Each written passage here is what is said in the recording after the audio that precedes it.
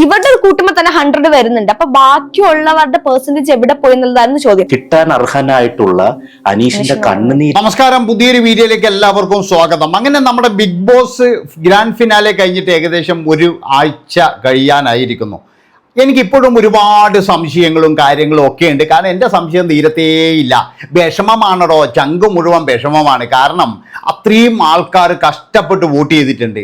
അതുമാത്രവുമല്ല, ഒരുപാട് പേര് പൈസ ഇല്ലാതെ അനീഷിന് വേണ്ടി വോട്ട് ചെയ്യണമെന്ന് കരുതിയിട്ട് ഒരുപാട് പേര് റീചാർജ് ചെയ്തിട്ടുണ്ട്.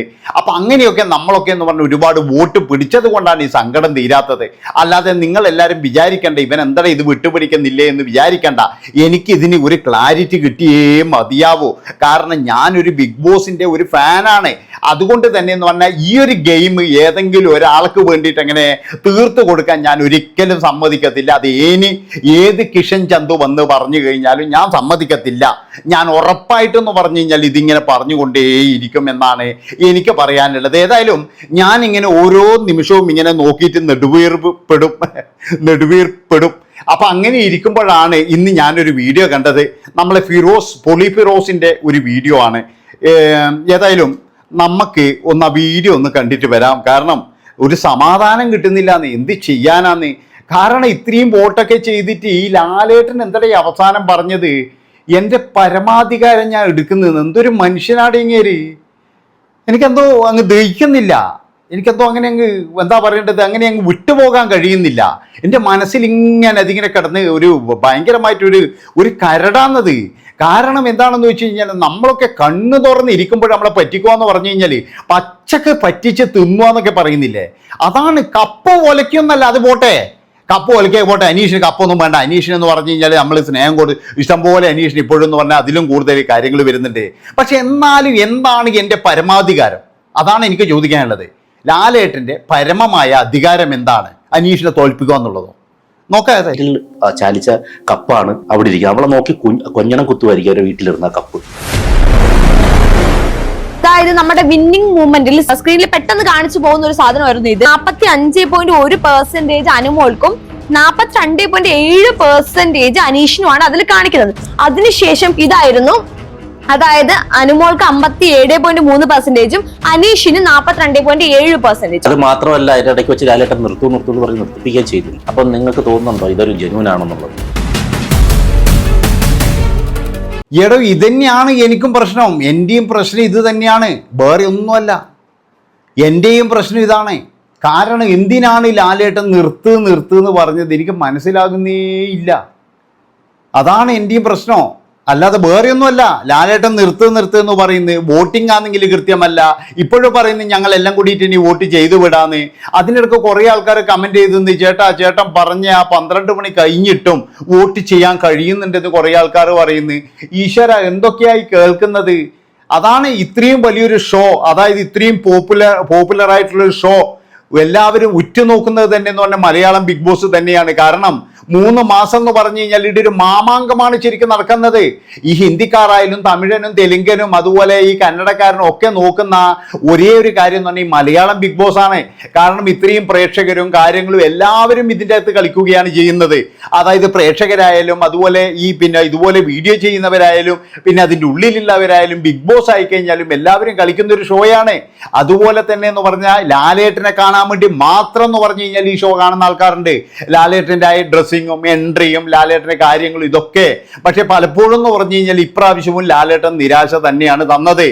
എന്തോ ആർക്കോ പറഞ്ഞു വെച്ചതുപോലെയാണ് ഈ ഒരു ഷോ മുന്നോട്ട് കൊണ്ടുപോയതെന്ന് ഞാൻ പറയുള്ളൂ. എനിക്ക് വിശ്വസിക്കാനേ കഴിയുന്നില്ല. അനുമോൾക്ക് എങ്ങനെ കപ്പ് കിട്ടി? അത് മാത്രവുമല്ല, ഇനി അനുമോൾക്ക് വോട്ട് കൂടട്ടെ. അനുമോൾക്ക് വോട്ട് കൂടിയിട്ടുണ്ട്, അതുകൊണ്ട് ഞാൻ അനീഷിന് കൊടുക്കുന്നില്ല. പിന്നെ എന്തിനാണ് ഈ പരമാധികാരം? അതാണ് എനിക്ക് മനസ്സിലാകാത്തത്. എൻ്റെ പരമമായ അധികാരം വെച്ചിട്ട് ഞാൻ എന്നാൽ അനീഷിന് കൊടുക്കുന്നതെന്ന് പറയല്ലേ വേണ്ടത്? അതായത് ഇവിടെ എന്ന് പറഞ്ഞു കഴിഞ്ഞാൽ എല്ലാവർക്കും അറിയാം, ലക്ഷങ്ങൾ കൊടുത്തു എന്ന് പറയുന്നത്.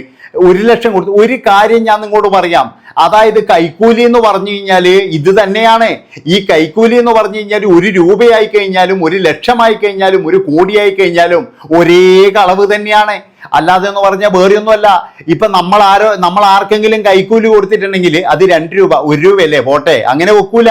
അത് കേസ് തന്നെയാണ്. അത് അർഹതപ്പെടാത്ത ഒരു പണമാണ്. അതാണ് നിങ്ങൾ മനസ്സിലാക്കേണ്ടത്. അപ്പൊ ഒരാൾ വന്നിട്ട് ഇത്രയും ഭയങ്കരമായിട്ട് പറയുന്നു. അത് മാത്രവുമല്ല, PR എന്ന് പറഞ്ഞിട്ട് ഒരുത്തം വന്നിട്ട് ഈ ഷോയെ തന്നെ തകർത്തിരിക്കുന്നത്. എന്നിട്ടും അവനെ എടുത്തിട്ട് ഉക്കത്ത് വെച്ചിട്ട് പറയും അവനും വരെ ജീവിക്കുന്നത് ഇതുകൊണ്ടാണ്. എന്തൊരു മനുഷ്യന്മാരുടെ ഇവൻ.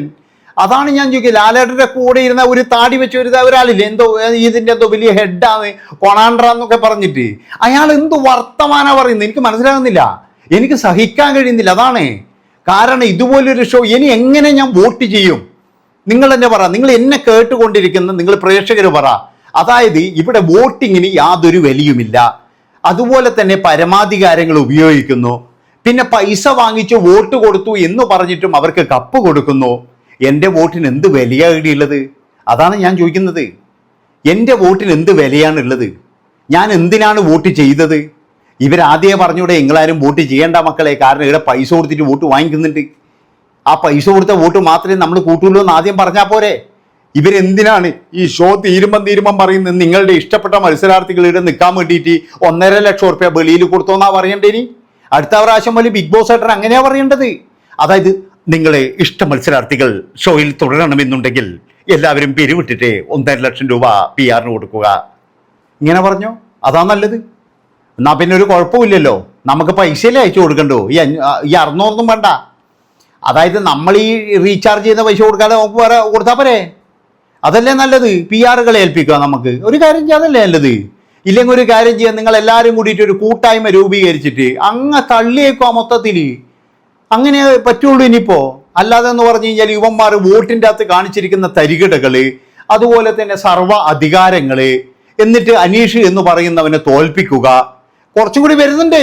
അത് ഞാൻ അടുത്ത വീഡിയോയിൽ പറയും. ഇത് ലെങ്ത് കൂടുകയും കുറച്ചും കൂടി എനിക്ക് പറയാനുണ്ട്. ഒരുപാട് കാര്യങ്ങൾ. എൻ്റെ സംശയം തീരത്തേയില്ല. ഉള്ള കാര്യം എന്താ പറയുന്നതിന്? എൻ്റെ സംശയം തീരൂല മക്കളെ. നിങ്ങൾക്ക് ആർക്കെങ്കിലും ഇതുപോലെ സംശയം തോന്നിയിട്ടുണ്ടെങ്കിൽ നിങ്ങളൊന്ന് പറ. അതായത് പല കാര്യങ്ങളും നോക്കുമ്പോൾ അനുമോളെ സേവ് ചെയ്യാൻ വേണ്ടിയിട്ട് ഇവർ പല്ലും നഖവും കയ്യും എല്ലാം ഉപയോഗിച്ചിട്ടുണ്ട്. അനുമോളെ എങ്ങനെയെങ്കിലും സേവ് ചെയ്യണം. അനുമോൾ ഒരിക്കലും ഒട്ടാകാൻ പാടില്ല. അനുമോളൊക്കെ എന്തൊക്കെയോ നിർദ്ദേശങ്ങൾ വരെ കിട്ടിയെന്നാണ് എനിക്ക് തോന്നുന്നത്. കാരണം എന്താണെന്ന് വെച്ചാൽ അനുമോള് പറയുന്ന ഒരു കാര്യം തന്നെയുണ്ട്. കണ്ടന്റ് കൊടുക്കാനാണ് എന്നെ കൊണ്ടുവന്നത്. ആ കണ്ടന്റ് ഞാൻ കൊടുത്തുകൊണ്ടേ ഇരിക്കുമെന്ന്. അതായത് കണ്ടന്റും കപ്പും ഒക്കെ എനിക്ക് തന്നെയാണെന്നാണ് അത് പറഞ്ഞു വെക്കുന്നത്. അപ്പൊ ഇതൊന്നും നമുക്കറിയില്ലല്ലോ. നമ്മൾ വിചാരിക്കുന്നത് എന്താ, ഇനിയിപ്പോ PR ഇത്രയും തുറന്നു പറഞ്ഞ സ്ഥിതിക്ക് എന്ന് പറഞ്ഞാൽ PR മൂഞ്ചിക്കുക ചെയ്യുക. PR ഉള്ളത് കൊണ്ട് അനുമോൾക്ക് കപ്പ് കൊടുക്കത്തില്ല എന്നല്ലേ നമ്മൾ കരുതുന്നത്. പക്ഷെ ഇതൊക്കെ ആദ്യം തന്നെ പറഞ്ഞിട്ട് അവിടെ ഉള്ളിലേക്ക് കയറിനി. അതുകൊണ്ട് തന്നെ എന്ന് പറഞ്ഞാൽ ഇത് PR ഉണ്ടെങ്കിലും CR ഉണ്ടെങ്കിലും AR ഉണ്ടെങ്കിലും QR ഉണ്ടെങ്കിലും ഒന്നും ഒരു കുഴപ്പമില്ല. കാരണം ഇതൊക്കെ പറഞ്ഞുറപ്പിച്ചിട്ടാന്ന്. അല്ലാതെ നമ്മൾ വിചാരിക്കുന്നത് അല്ലാതെ ആരെങ്കിലും പറയോ പുറത്ത് PR ഉണ്ട്, 16 ഉണ്ട്, പിന്നെ 15 ഉണ്ട്, ഇതൊക്കെ പറയോ? അപ്പൊ ഇതൊക്കെ ഒരു ഗെയിമിന്റെ ഭാഗം തന്നെയാണ്. ഇവന്മാർ നമ്മളെല്ലാവരെയും പൊട്ടന്മാരാക്കുക ചെയ്തത്. ഇവർക്ക് ഇവിടെ എന്ന് പറഞ്ഞു കഴിഞ്ഞാൽ അനുമോള് ഇവിടെ എന്ന് പറഞ്ഞ എല്ലാ കാര്യങ്ങളും കൊണ്ടുപോകാൻ വേണ്ടിയിട്ട് റെഡി ആയിട്ടിരിക്കുമെന്ന്. നമ്മളാണ് ഇവിടെ പൊട്ടന്മാരായത്. എൻ്റെ പൊന്നിലാലേട്ട ഒരു മറുപടി തരണം. നിങ്ങൾ ഒരു മറുപടി തരണം. എൻ്റെ ഒരു സമാധാനത്തിനാണ്, വേറെ ഒന്നിനുമല്ല. എൻ്റെ ഒരു സമാധാനത്തിന് നിങ്ങളൊരു മറുപടി തരണം.